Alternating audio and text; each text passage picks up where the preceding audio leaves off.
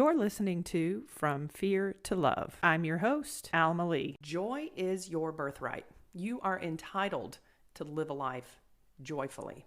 Healing. Who needs it? Why do they need it? What does it look like? And how do you heal? People who have experienced any form of trauma at any point in their life, people who have been hurt, injured, abandoned, suffered loss, that's the trauma. And you need to heal from it. Why? Why should people heal? You know, when you've made it this far in life, what's the point, right? It happened so long ago. Why should you dig into the past and look at it? It's like, a lot of times people don't understand that the things that you experienced in your childhood, if you don't properly process, you're going to navigate life, period. No ifs, ands, or buts. You're going to figure it out. You're going to figure out adaptive ways of working through your problems.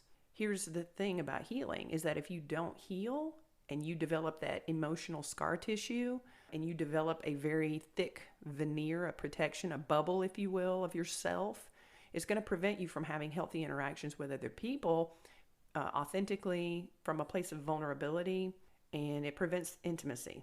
It'll protect you though. It'll keep you from getting hurt. It'll keep you from getting triggered. But it's also going to keep you from that joy that is your birthright. Why do people need to heal? The same reason you need surgery and physical therapy after you break your leg. When you break your leg, you need to go to physical therapy. Maybe you need surgery, crisis intervention. You need something to stop the bleeding, set the bone, do whatever you need to do in the immediate process of that. And then later on, you need to go to physical therapy to regain your strength, your flexibility, and your mobility, your ability to move around on your terms. That's why you need physical therapy. If you've ever experienced physical therapy, you know that it's not a pleasant experience. It's painful, especially the longer you wait and your body learns how to heal itself as a means of survival, you develop scar tissue. So if you go to physical therapy long after the wound, the injury has healed, then you might need to have surgery just to reset the bone, just to get it right. Maybe it healed in an incorrect way. Yes, emotions can heal incorrectly as well. But you need to go through physical therapy, and if you have scar tissue, that scar tissue has to be, broken up so that you do have the ability to move. You're flexible. You have that ability to be independent without the unnecessary reliance on other people. It's all about creating independence so that you can make decisions without implication or expectation of needing someone else to do things for you. So that when you have those relationships with other people, they're by choice and not by necessity, which is healthy. So why do you need to heal? Well, just like the broken leg, when your emotions are damaged, when you are traumatized, when you get triggered because of your trauma, when you have post-trauma stress, you need to heal in order to regain control over your emotions, your cognitions. And that in and of itself will cultivate the foundation for your development of your self-confidence, or to regain your self-confidence, to provide you with the opportunity to overcome your fears. When you experience a trauma, it can be terrifying. And it can be terrifying to embark upon a healing journey, because if you don't know what's to happen, if you don't know what to expect, that can be terrifying, because what if it's another trauma? You don't trust your environment. When you heal, you learn, you grow, you develop a skill set that's healthy. You learn to connect with others in a healthy, functional way.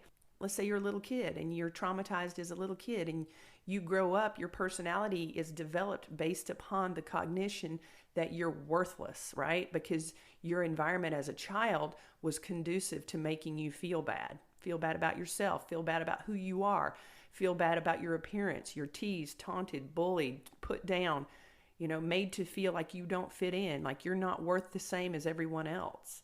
And all of that nastiness evolves into your personality traits, where you believe that even as an adult. You might not think it consciously, but if you haven't healed, if you haven't spoken to a professional and worked through a lot of that junk and relearned your cognitions, then everything about how you move through life is colored in your belief set that you're worthless. And that's where triggers happen. So if you believe you're worthless and somebody is cutting you off in traffic, that can be a trigger. That can be a trigger because it triggers that part of you that believes that you're worthless. So that person's cutting you off in traffic because they can see that you're worthless.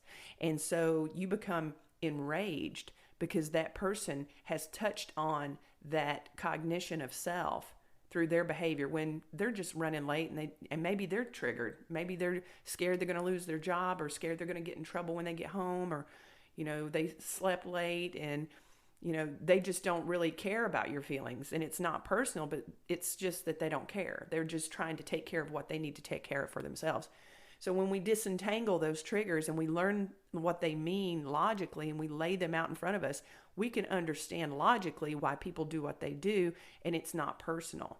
When you heal, you are far less likely to take those perceived infringements in your day-to-day activities as a personal insult, as personal injury. Don't you get exhausted being constantly triggered, and every issue, every problem, every conflict that you embark upon as an adult when you are unhealed just absolutely erupts into chaos? It erupts into a point of contention and hostility and anger, and maybe you project and blame and gaslight and yell and scream because that other person triggered you. If this sounds like something that you've done, you got to give yourself some grace. You've got to be patient with yourself. Understanding why you are acting the way you do is key. Number one. So what does it look like when you heal? What is that? What is a snapshot of healing for the person who has experienced trauma of any kind? Well, for an example, the ability to fall asleep and rest peacefully instead of having trauma-induced insomnia or nightmares. Sound familiar? Healing looks like you gain the ability to have healthy conflict with loved ones without those arguments, without it always devolving into utter chaos. If you are unable to have a healthy debate with a loved one who has an opposing opinion, or somebody who is offering, constructive criticism about you or something you're doing or not doing, and you are unable to receive that peacefully and thoughtfully because it is a trigger to that cognition of self, you need to heal. You need healing because it is important, it's critical, and it's vital for us to be able to have healthy conflict and debate with other people. And furthermore, it is critical that we are able to have healthy conflict and debate with people who do not treat us respectfully. That has been my point of evolution personally, because when I feel disrespected, when I feel that someone does not treat me the way I feel I deserve to be treated, I have responded with hostility and anger and toxicity because it's a trigger of mine. And it's also a trigger of many of my clients who, that is their point of breakdown, where they get treated disrespectfully and they just blow up because they were disrespected as children. They were not seen. They were not valued. They were not loved and adored the way children, that love and that value of self deserves to be reinforced. And if it doesn't happen, then you sort of make maybe a nonverbal contract with yourself as a child that when I grow up, I'm not putting up with this shit. And that is where a lot of that anger comes from, is that you are taking care of your inner child. You're protecting your inner child as an adult. And that inner child is not healed. That inner child is going to constantly be controlling every interaction with you, with other people as an adult. And it prevents you from being able to properly manage and govern your emotional state. It allows other people to sort of come up at whim and pull your puppet strings and dictate to you what kind of day you're going to have because you're all over the place because you're unhealed. It's important. So healing, what it looks like, forgiveness of yourself and others. When we are hurt, we have a tendency to act in hurtful ways. It's a byproduct of survival mentality. It really, truly is. When you are floating out at sea and you're just trying to keep your head above water, you are going to grab at anything or anyone that's in your circle and use that as a means of keeping your head afloat just so you can breathe. In relationships, when you're unhealed and you're in survival mode, just like the potential drowning person in that scenario, you're going to grab onto anything in your circle as a means of keeping your head afloat.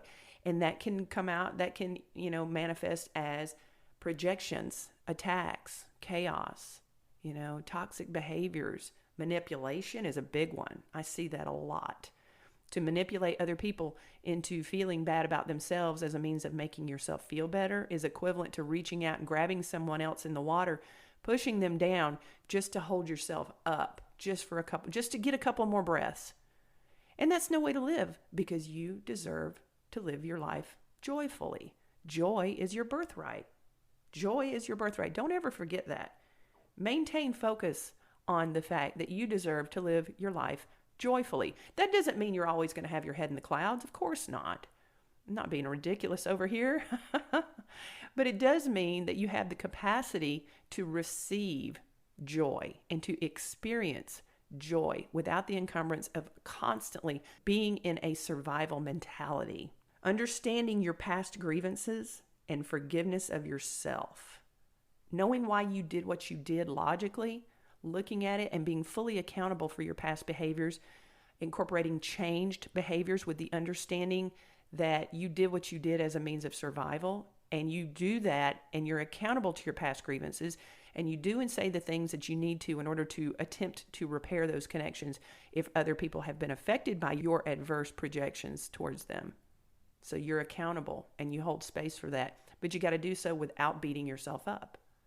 You cannot go through life telling yourself, I'm a piece of shit because I did this. You're not a piece of shit. You're a human being who's fallible. You're a human being who had to exist in a state of survival mentality for a time until you healed. And when you healed, part of that process is being accountable for past behaviors, acknowledging those past behaviors, taking full responsibility for your past behaviors, understanding and respecting why you did what you did, expressing apologies to any people that were affected, doing everything you can without an expectation of a reward or some form of external validation or gratification from the people that you are, expressing your accountability to, changing your behaviors, holding space for your new self, and moving forward without beating yourself up. And letting it go is the biggest part of your healing journey. It really, truly is. You got to understand why you did what you did. You have to be able to see yourself as whole. You have to look at yourself as a whole person. You can't look at yourself as your trauma. You can't look at yourself as past behaviors. If you are evolving and you are healing and growing, you have to see yourself as such. You have to accept it fully without reservation. That's what healing looks like. You have to acknowledge yourself, giving yourself the time and love that you would give anyone else. You have to pour into yourself first. You got to come to terms with the fact that something happened to you and how that event, that trauma, that experience, no matter how horrible, somebody treated you poorly, someone used you, abused you, treated you like crap. You have to understand and come to terms with the understanding that what happened to you, whenever it happened, is absolutely, unequivocally no reflection of your value or your worth. You have to understand that. That is what healing looks like. You have to understand that whatever happened to you, whenever it happened to you, no matter how horrible it was, that it was only a circumstance of convenience and chance. That's it. That's why that happened to you. It was a circumstance of convenience and chance. Your trauma happened to you because of a circumstance. Think about that. Irrelevant to what your person, your abuser, whoever that was that harmed you, if it was another person, if it was a specific individual who traumatized you over time, irrelevant to what they may have told you. They may have told you that they're doing what they're doing to you because of your worthlessness or you're a piece of shit or whatever. People who injure other people have no voice. Their words do not matter. Their insults and injuries and attacks are irrelevant to the worth of the person they are injuring. It's all a vacuum of toxicity, and it has no legitimate value. It's unfortunate. You have to understand that. You have to understand that despite what you endured, either at the hands of another person or the universe, if you will, you are and remain whole and complete. Irrelevant to what you've experienced. You are a whole and complete person. Understanding that is part of your healing journey. That's what healing looks like. Healing means to understand that you're not a reflection of what happened to you. You are not a reflection of your wounds. You are not your trauma. When you heal, you're better rested. You learn how to treat yourself better. You live a healthy lifestyle. When you're healed, you look at what you're consuming: food, water, social media, information, people, relationships, all of that.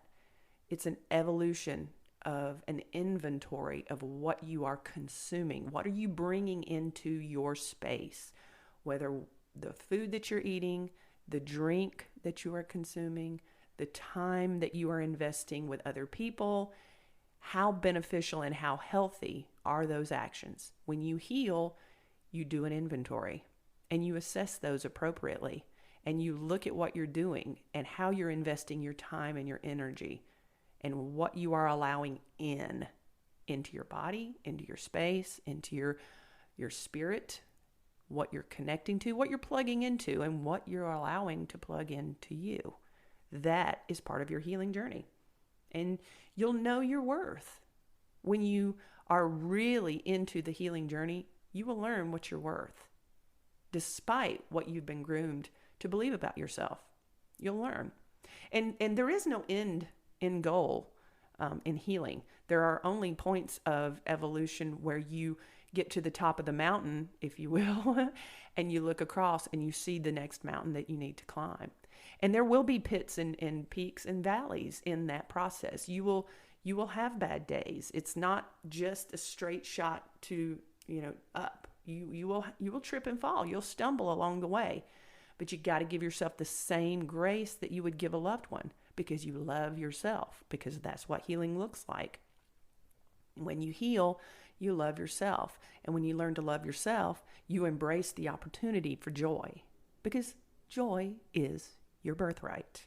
When you heal, you're not always getting triggered by people, places, or events. You can assess them logically. You can look at them. You can observe them without them having access to you. Because now, instead of the ego bubble, now you have healthy boundaries. Now you have a healthy filter of what you allow in, as opposed to blocking everything when you're unhealed, where you don't allow any healthy challenges in. You don't allow any healthy people because you are blocking everything. That's the unhealed space. It's a boundary. It's just not a healthy one. When you heal, you learn that you are entitled to enforce those boundaries. And you're not so consumed and driven by external validation from other people and allowing yourself to be manipulated by other people because they see that you feed off of the external validation you get from other people when you are unhealed. When you heal, you're not looking so much for that external validation as a means of finding your worth, because you've already found it. You know what you're worth. So that doesn't hold as much value.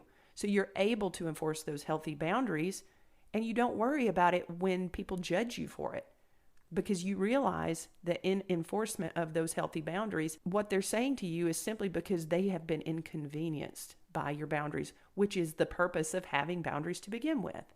That's what healing looks like. When you're healing, when you're on that journey, you also develop an understanding of what it looks like in other people when they haven't healed.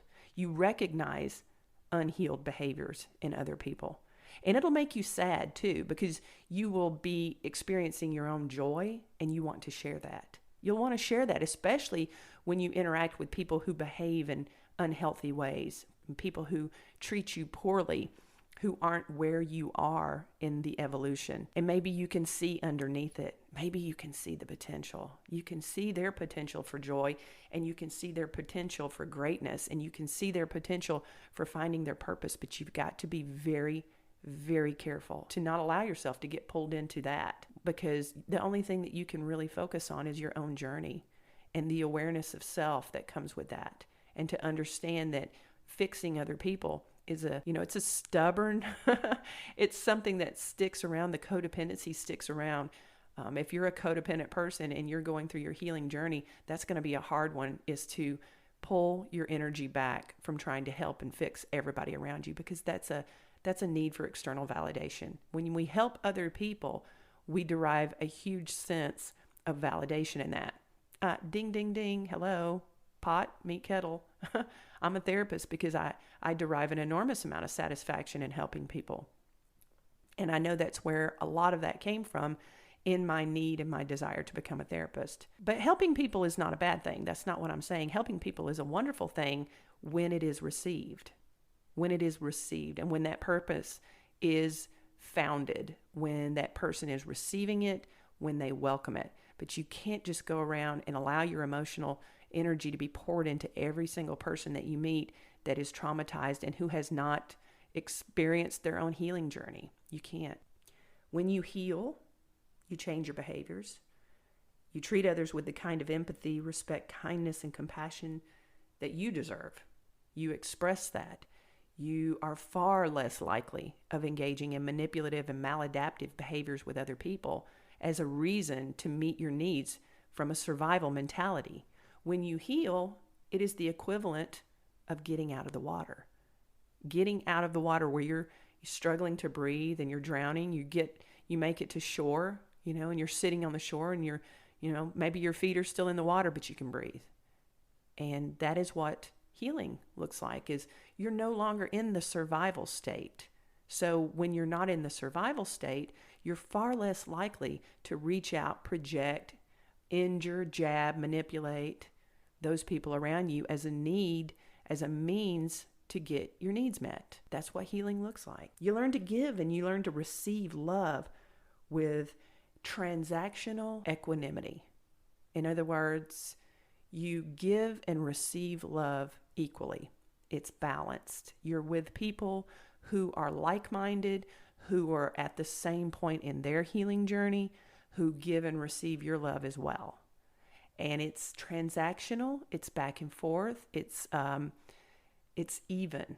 It's a yin and a yang. There's a balance to it. It's not offset. It's not imbalanced. It's not you pouring into someone else, hoping for just a glimmer of some reciprocity, some return on your investment. Those unhealthy and toxic connections where you are constantly struggling and striving to just gain a little bit of momentum in that relationship. If only that person would just see how good you are, and they don't appreciate it, so you give more of what they already don't appreciate. And those toxic exchanges, those don't exist anymore when you heal. They can't.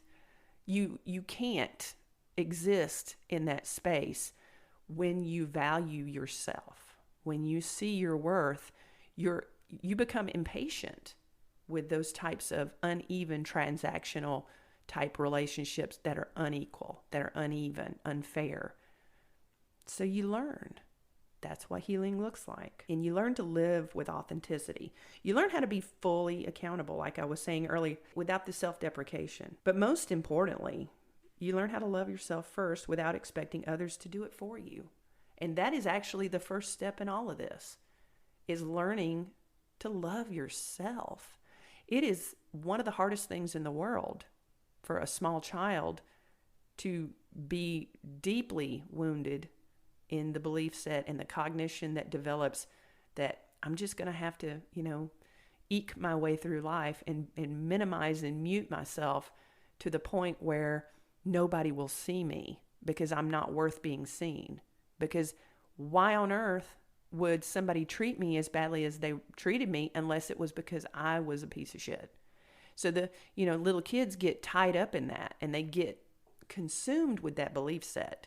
And when you heal, you reframe that into a cognition of self-love, where you are able to identify your wounded child and you talk to your wounded child and you readdress and reaffirm the circumstances you existed in that were just a consequence. It was chance, and it wasn't anything to do with you. Healing resets your ability to live your life joyfully. My first experience of joy that gave me a snapshot was Christmas morning, 1987, Christmas morning. I got up and I had a baby blue 1987 Yamaha Raz scooter, Riva Raz scooter. It was light blue. And a bunch of the kids in my school had gotten these scooters because there was a new motorcycle shop that opened up in town and all the kids wanted scooters. But I remember getting on that scooter and I remember cranking it up and I remember driving it down the driveway. And I remember the weather. It was a chilly, overcast, kind of a wet day, but it wasn't really raining too much. And I remember zipping up and down the streets in my suburb, the little neighborhood that I lived in where I grew up. And I just remember the way that the helmet held my head, it was kind of tight. It was brand new. And I remember the smell of the plastic, and it just, anytime I smell that smell, it takes me back to that morning. And I just realized how badly I wanted to leave. And that scooter represented a change. I had the ability to leave. I could just go. And the freedom that came with that really sparked a sense of joy in me. And it continued to provide joy for me for long after that. When I would drive all over. I drove that thing 30 miles away to go to see my girlfriend out in a different whole town, 30 miles away, blocking traffic, zipping along at 35 miles an hour and going to see my friend in a whole other town on my scooter. I was like 14 when I did that. It's crazy. You deserve to live your life joyfully. You deserve to heal. You deserve the opportunity to recognize your behaviors and how they are a detriment to your relationships. You deserve an opportunity to live authentically, to be accountable, to grow, and to reclaim your value and your worthiness. And I promise you this much. You embark on that journey of healing, it is going to change everything. Everything. Hell, even your food tastes better. When you heal and you can sleep at night without the guilt and the shame that, just covers up everything in your life, and you get rid of all of that emotional filth, and you learn how to fill your own cup and learn how to fill the cup of those around you, my God, the only thing you're going to do is go up, and you're going to live your life joyfully and with purpose and conviction. From fear to love. This has been an LBM production. Please like, subscribe, and share this show. Thanks for listening.